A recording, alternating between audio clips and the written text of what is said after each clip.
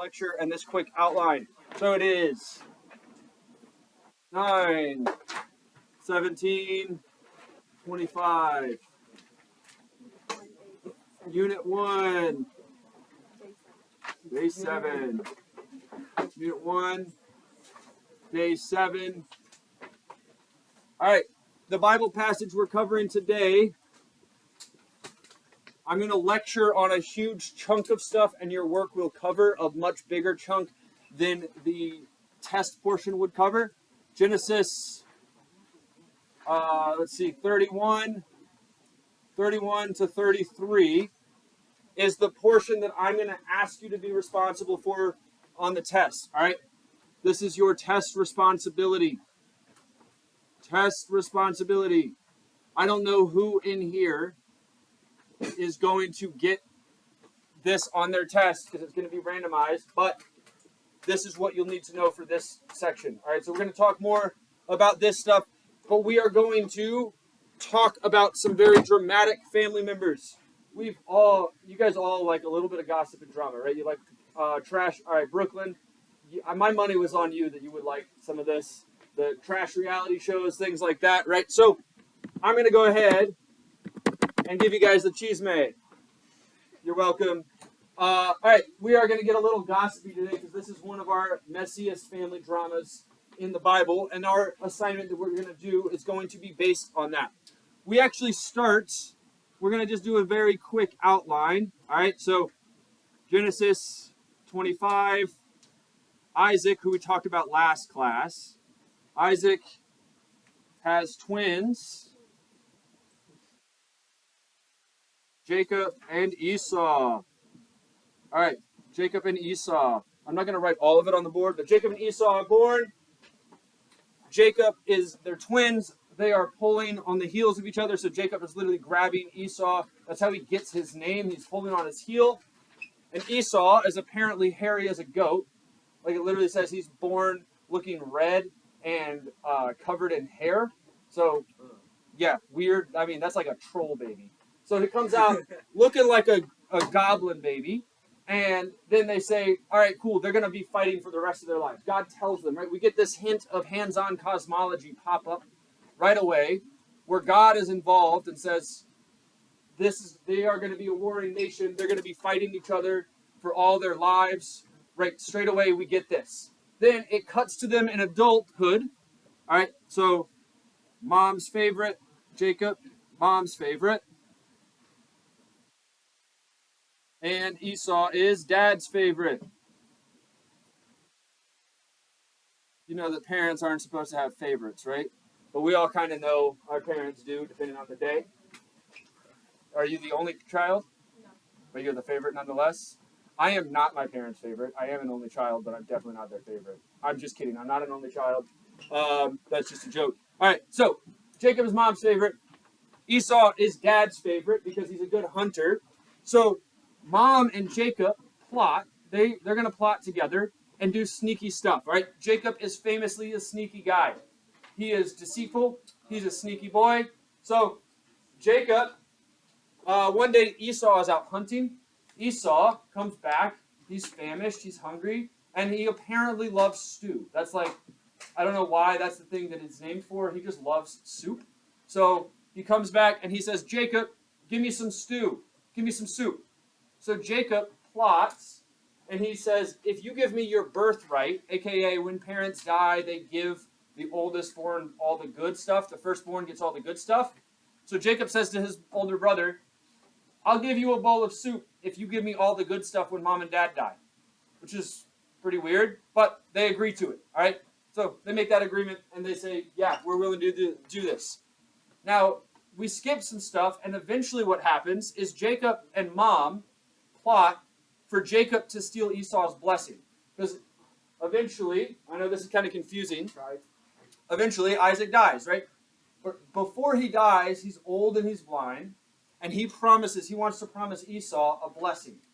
Now this is one of the closest to our magical cosmology that we get is here, where Isaac blesses him. He doesn't say God will do this or anything. He just says, you're going to have these things, whatever. It feels like an incantation, right? He's just making a chant and praying for Esau and saying, you're going to get all this stuff. But instead of it being Esau, Jacob and his mom plot. He puts goat fur all over his body, like covers himself in goat fur. And then his blind dad can't see him, so he feels his arm and goes, oh, that's definitely my hairy kid. Yep, okay. And gives him the blessing. But then so Jacob steals the blessing. Now, unsurprisingly, Esau's pretty mad, right? He gets pretty mad and threatens to kill Jacob. So Jacob decides to run away, and when he runs away, again, so far we've seen him do two deceitful things, right? I doubt he'll do any more sneakery in our story. But Jacob ends up going, and when he goes, he sees a total baddie named Rachel. All right, so Jacob meets Rachel. Jacob meets Rachel. Rachel is smoke show. All right, total smoke show. Stone Cold Fox, total baddie. Apparently, she's super attractive. So he really wants to marry her. So he goes and asks her dad, a.k.a. his uncle, if he can marry her. What does that make her in relation to him? Cousin. What? So he says, hey, Uncle Laban, can I please marry your daughter, Rachel? Yep. So in ancient times, that was pretty normal, right? He goes, Uncle Laban, I want to marry your daughter, a.k.a. my cousin. All right, so he tries to marry Rachel, has to works for Laban, Laban, that's the father-in-law. Laban is his father-in-law. For Laban for 7 years. For 7 years. In order to be able to marry Rachel, the baddie. So in order to be able to marry her, he has to work for 7 years. Now, this guy so far, the things we've seen him do is be tricky and deceitful, right? We skip some stories where he deceives other people. So then unveils his bride. So at the wedding night, unveils bride. He takes the veil off of her. Discovers ugly sister. Ugly sister. All right. Finds out he gets tricked by Laban. The Bible describes her as having weak eyes and homely appearance. All right. She's unattractive, it says. Describes her. Basically, she's totally chopped. Right? So, finds out. He thinks he's getting a baddie. He finds out he's getting chopped salad instead. Chopped cheese. Yeah. Right? So, like any good husband, what does he do? Nope. Works for Laban for another 7 years and marries her sister anyways. So now he's got 2 wives, and they are double sisters. They are sisters and sister-in-laws. All right? This will put the Mormons to shame. So, he unveils the bride, discovers the ugly sister, then works for another 7 years, and marries Rachel anyways. All right? So we end up getting one of the most obvious moments of magic in this story. All right? In chapter 30 and 31, so we're now getting up to where we're going to do for our test. In chapter 30 and 31, he tricks Laban with his sheep. And so he goes, oh, well, if they're speckled, I get them. If they're not, you get them. And he does magic to make the sheep speckled. He just does magic. So we get a magical cosmology in our story. But then Laban doesn't like this. So guess what Laban does? He hunts Jacob. Hunts Jacob. Wants to kill him. All right, so Jacob runs away. Runs from Laban. Runs from Laban.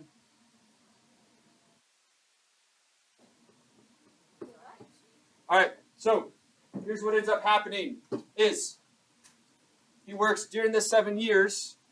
Jacob steals all the sheep. He uses magic to steal a bunch of sheep. Straight up magic.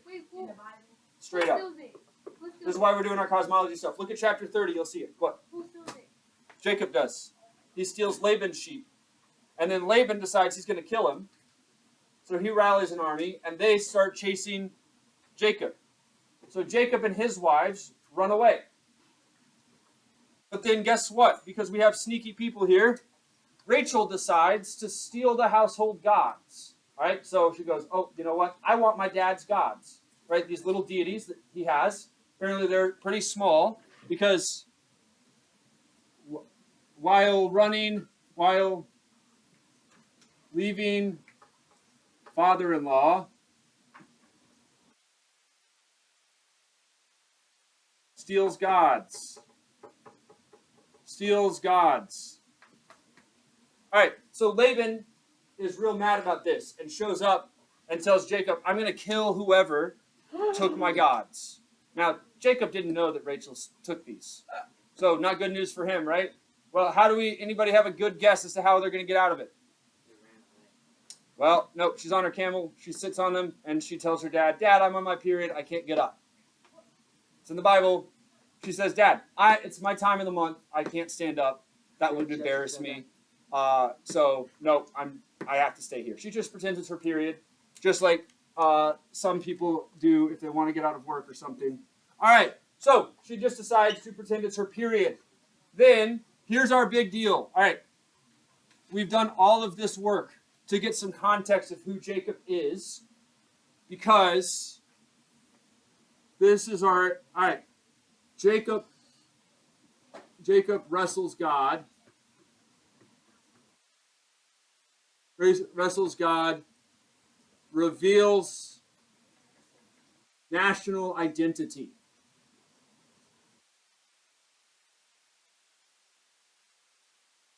Yes, so Jacob is at camp before he meets Esau, because now he has his father-in-law soldiers, he can't go back to them, and he has his brother soldiers about to come kill him.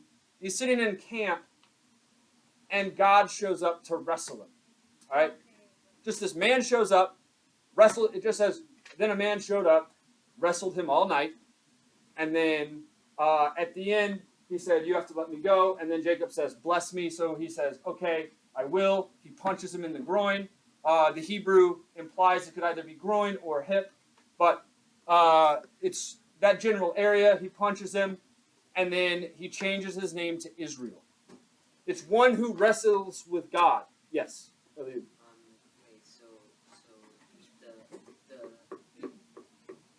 so it says that he wrestled with God.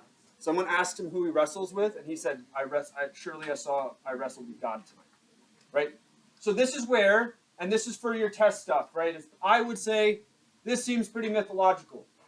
God does not have a body, right? God doesn't have a physical body. God isn't a human can't wrestle him.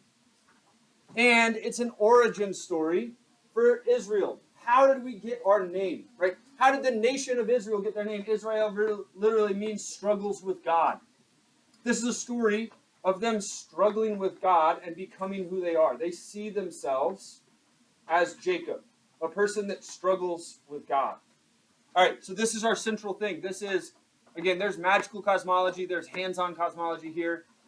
If this shows up on the test, you'll be able to use these notes, use our class books to determine what cosmology is here. And there's a few different ones that pop up in the different sections of the story that you can look at. All right, here's what we're going to do now. I'm just going to go over what our assignment is. That is the entirety of the lecture today. All right, so let's go over this. It is time to spill the tea. I'm going to read some of this section. You guys, let's see, in groups of 5, we're going to do 1, 2, 3, 4, 5, 4 groups. All right, this is a group of 5. We're just going to do this one. The group that does Laban will be a group of 6. Group of 6. The way that we're going to do this, we are going to stand up and read this passage. I am going to show you my example. And then you get to put yourself in whichever group you want based on you have to be the first person to give me 2 sentences describing what you've learned so far today. All right, what have I explained in the lecture? At least 2 sentences. Once you do that, I will let you decide your own groups. However, you have to be part of this. So let's walk through what it is. Open your Bibles to Genesis chapter 25, please. Genesis chapter 25, verse 19. Yeah. 25, verse 19. I'm going to read this.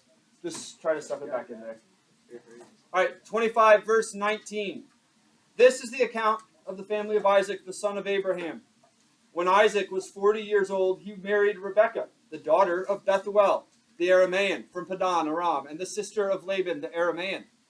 Isaac pleaded with the Lord on behalf of his wife, because she was unable to have children. The Lord answered Isaac's prayer, and Rebekah became pregnant with twins, but the 2 children struggled with each other in her womb. So she went to ask the Lord about it. Why is this happening to me, she asked. And the Lord told her, the sons in your womb will become 2 nations. From the very beginning, the 2 nations will be rivals. One nation will be stronger than the other, and your older son will serve your younger son. And when the time came to give birth, Rebekah discovered that she did indeed have twins. The first one was very red at birth and covered with thick hair like a fur coat. So they named him Esau.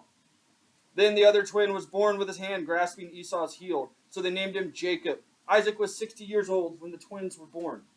As the boys grew up, Esau became a skillful hunter. He was an outdoorsman. But Jacob had a quiet temperament, preferring to stay at home. Isaac loved Esau because he enjoyed eating the wild game Esau brought home. But Rebekah loved Jacob. One day when Jacob was cooking some stew, Esau arrived home from the wilderness, exhausted and hungry. Esau said to Jacob, I'm starved. Give me some of that red stew. This is how Esau got his other name, Edom, which means red. Very creative. All right, Jacob replied, but trade me your rights as the firstborn son. Look, I'm dying of starvation, said Esau. What good is my birthright to me now? But Jacob said, first, you must swear that your birthright is mine. So Esau swore an oath, thereby selling all his rights as the firstborn to his brother Jacob. Then Jacob gave Esau some bread and lentil stew. Esau ate the meal, then got up and left. He showed contempt for his rights as the firstborn. All right, so you will read through this long section all the way through 35. You need to read chunks of it, because what you're going to do, ultimately for our assignment, let me see, you're going to go on to Schoology. Surprise, surprise. Surprise, surprise. You will go to Schoology. You will. Unit 1. Jacob wrestles with God. And then the first thing you'll do, one of you in your group of 5, will click this, and you will copy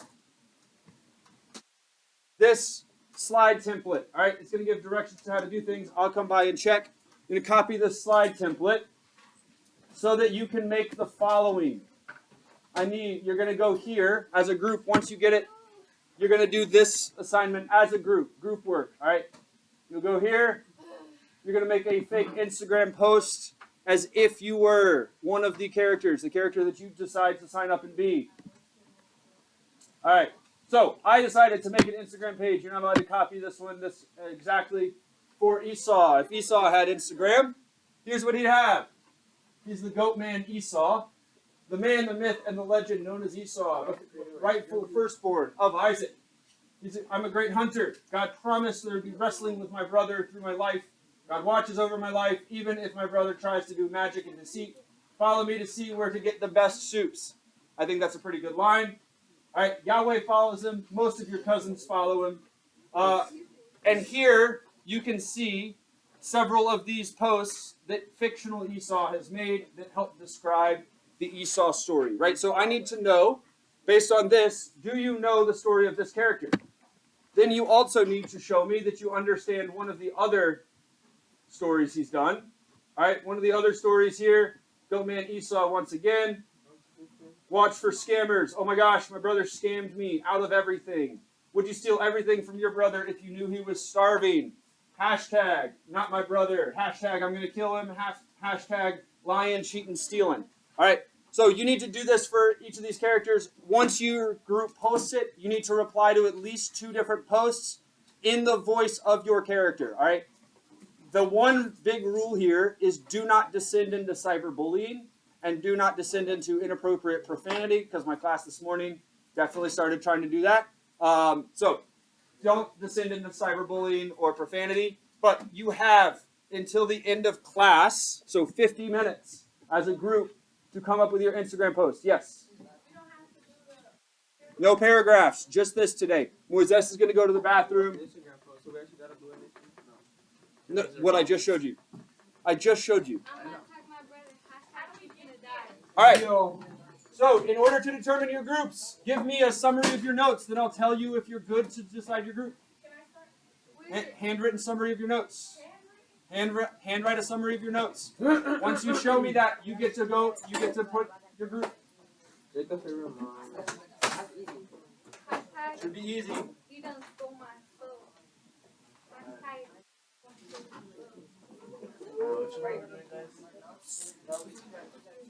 Give me 2 sentences summarizing the lecture. Summarize the lecture. Yeah.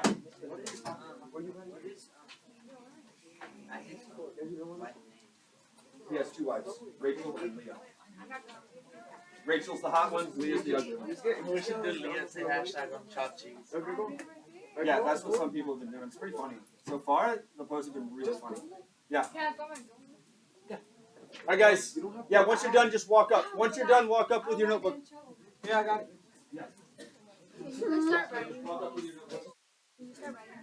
At least 2 sentences. No, it's very. No, you can't.